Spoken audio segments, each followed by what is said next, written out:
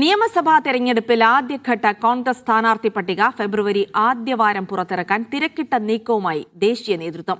മുന്നൊരുക്കത്തിന്റെ ഭാഗമായി ഹൈക്കമാൻഡ് വിളിച്ചു ചേർത്ത യോഗം ഡൽഹിയിൽ ഉച്ചയ്ക്ക് ശേഷം നടക്കും. സിറ്റിംഗ് സീറ്റിലെയും സംവരണ മണ്ഡലങ്ങളിലെയും സ്ഥാനാർത്ഥികളെയാണ് ആദ്യം പ്രഖ്യാപിക്കുക.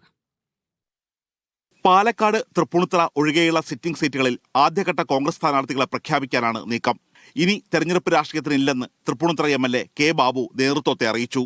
എൽദോസ് കുന്നപ്പള്ളി പെരുമ്പാവൂരിൽ ഉറപ്പിച്ചു. ആരോഗ്യം മെച്ചപ്പെട്ടതോടെ ഉമാ തോമസ് തൃക്കാക്കരയിൽ മത്സരിക്കും.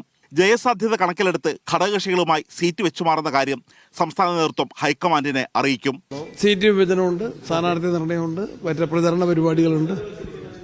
ഒന്നും ആലോചിച്ചിട്ടില്ല, അതെല്ലാം പാർട്ടി തീരുമാനിക്കണം. തെരഞ്ഞെടുപ്പ് അടുത്ത് വന്ന സാഹചര്യത്തിൽ എന്തെല്ലാം കാര്യങ്ങൾ ചെയ്യണം എന്നൊക്കെയുള്ള കാര്യങ്ങൾ ജനറലായ ഡിസ്കഷൻ. തൃശൂർ, പാലക്കാട് ജില്ലകൾക്ക് പുറത്ത് രമ്യ ഹരിദാസിനെ മത്സരിപ്പിക്കാനും ആലോചനയുണ്ട്. പത്തനംതിട്ട, തിരുവനന്തപുരം ജില്ലകളിലെ സംവരണ മണ്ഡലങ്ങൾ ഇതിനായി ആലോചിക്കുന്നുണ്ട്. D Dhanasumod, media 1, Delhi.